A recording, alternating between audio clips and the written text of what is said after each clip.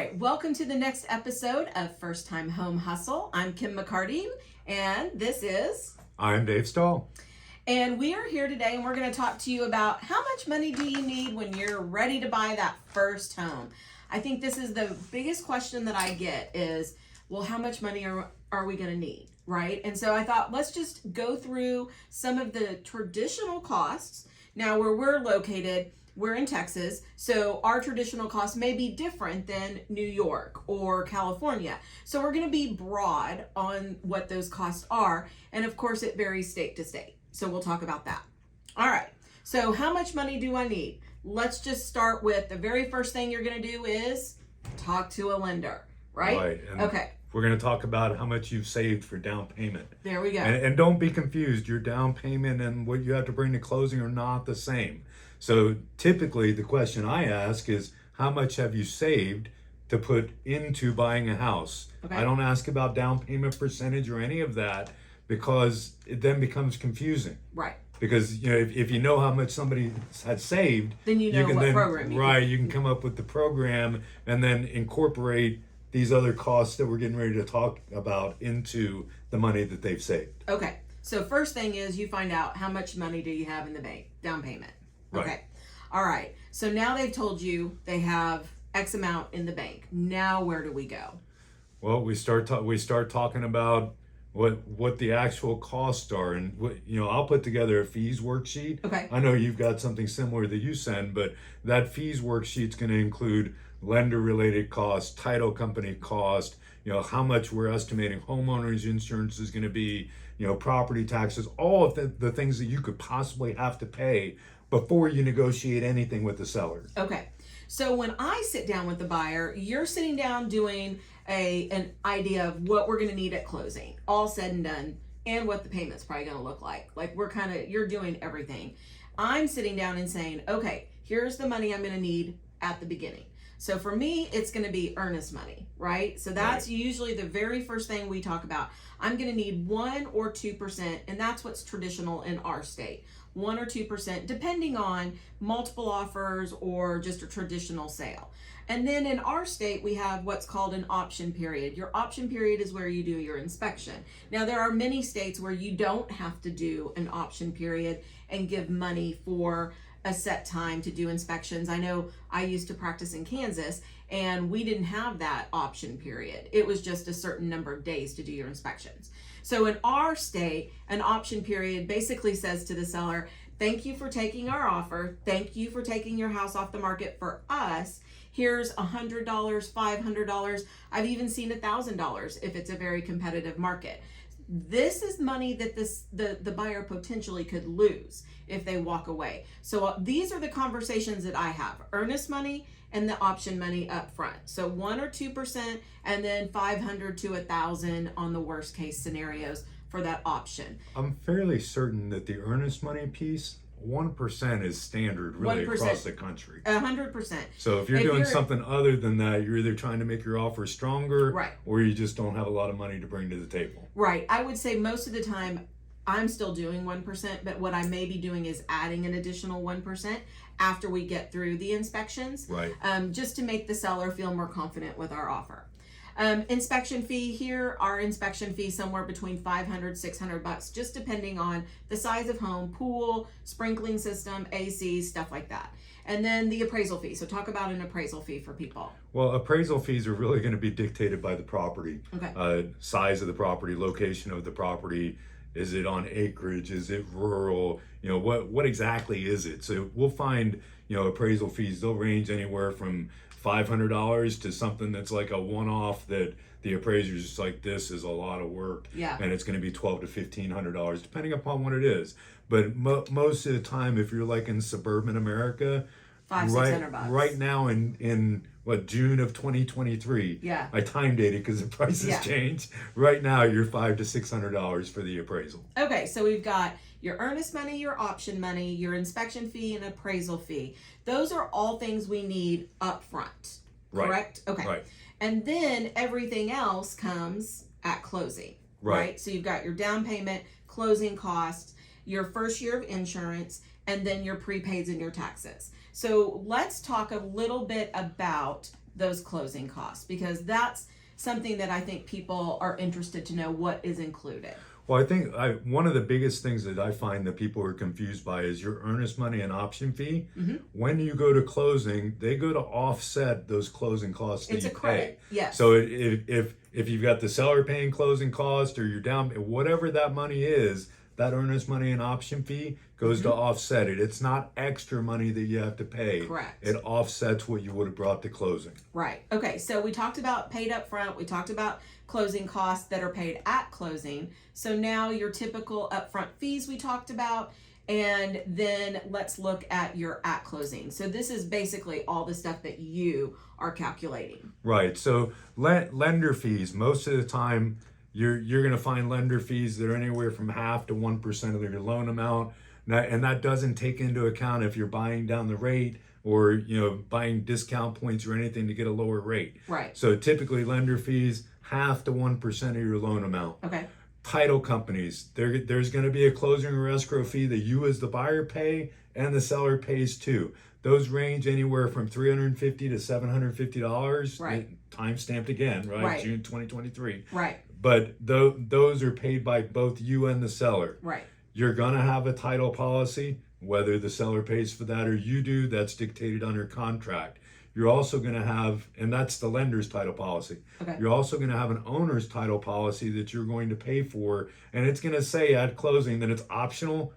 It's really not optional. Right. And the reason I say that is because you get a discount on the lender's title if you get the owner's. Okay. But the owner's title that pays. It's required. Well, it's not required, but it benefits you. Okay. You should get it. Okay. The survey cost, that's all dictated, at least in Texas, and I think Florida's a survey state too. But if your state requires a survey to perfect title, you have to have a survey. Right. If the one that the seller provides isn't usable or they don't have one to provide, most of the time you're paying for a new one. And the things that make those surveys not usable, let's say that the owner put in a pool, but his original survey doesn't have a pool, or he extended a patio and it's no longer a valid survey. So that would be something that would require a new survey. Right, and we've found in some cases like legal description's off a little bit, so Okay. you have to get a new one. Okay. So sometimes by age, Yeah. the description changes, but it's all about whether it's acceptable to the title company to perfect title. Okay. If it's not, we just got to get a new one. It's not. It's not that a big deal. Right. Unless it's a lot of land. Unless, then you might have an issue. Then it's a lot. Okay. So, All right. So tell us about escrows, because I think prepaids and escrows are a little confusing. So let's talk about what an escrow is. In a first-time buyer, most of them are all going to have escrow accounts. well, it's all dependent upon how much money you put down. So if you put down 20% or more, you're not required to have an escrow account for Okay. taxes and insurance. Some people like them because it's forced savings, forced payment to taxes and insurance. Right. So what you're doing with that escrow account is every month you're making a payment that's 1/12 of your property taxes and 1/12 of your homeowner's insurance, hazard insurance, whatever you want to call that, Right. that goes on top of your payment. Okay. At closing, when you buy a house, you have to establish that account. Right. When you establish the account, the lender wants reserves in the account because at the end of the day, taxes and insurance are likely going to change. Right.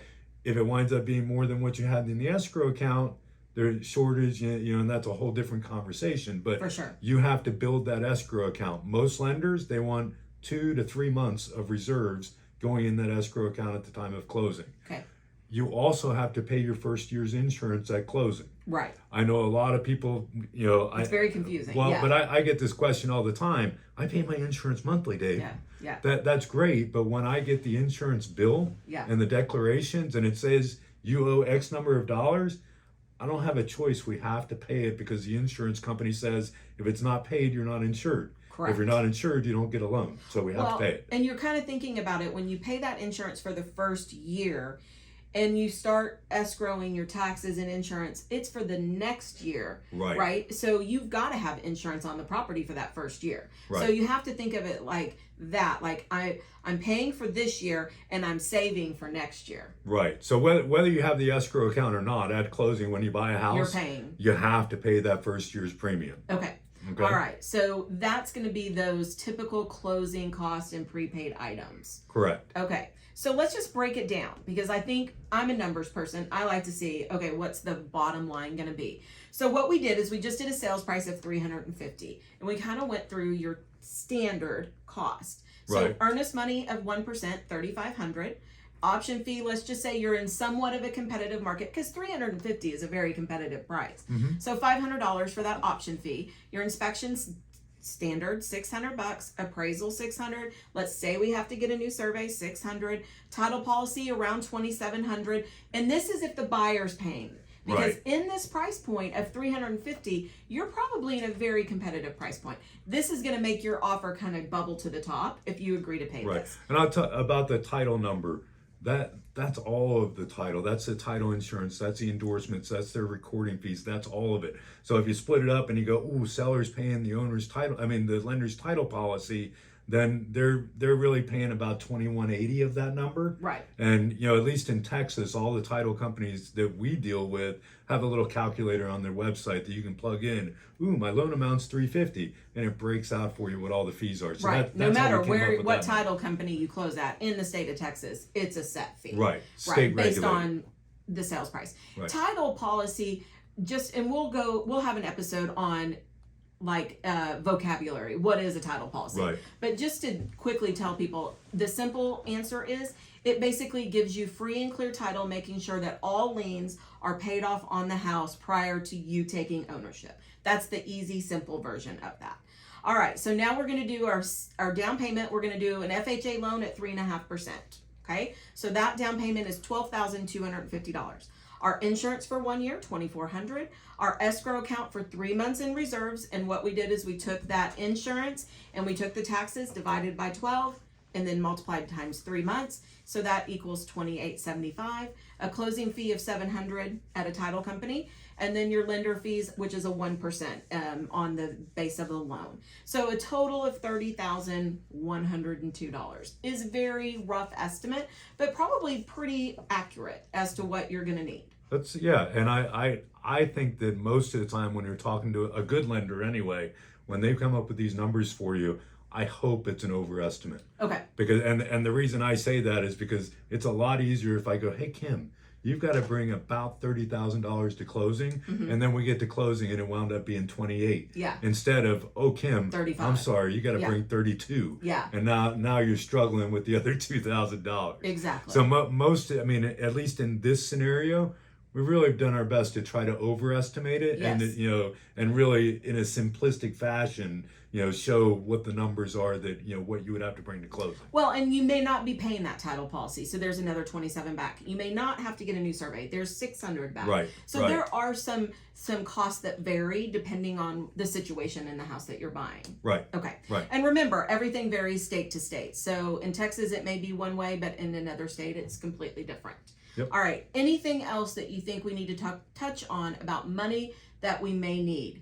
One thing I will say is that I know state to state it varies. That earnest money is deposited in the state of Texas, where in some states it's held. It isn't deposited.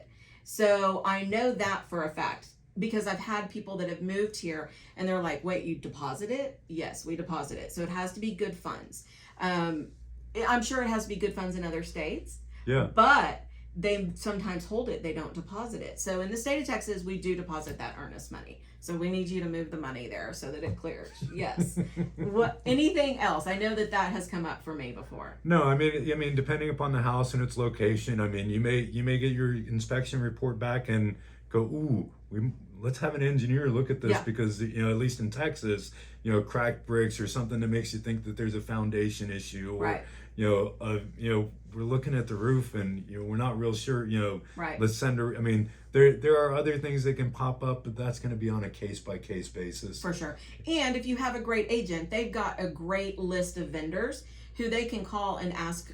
Usually for complimentary roof checks, complimentary foundation checks, things like that. So it shouldn't hopefully cost them any more money. Right. Awesome. All right. If you're interested in buying a house coast to coast, we can help you. So let us know. And if you need a lender, we can also help you as well. So if you have any questions, feel free to give us a call and reach out to us.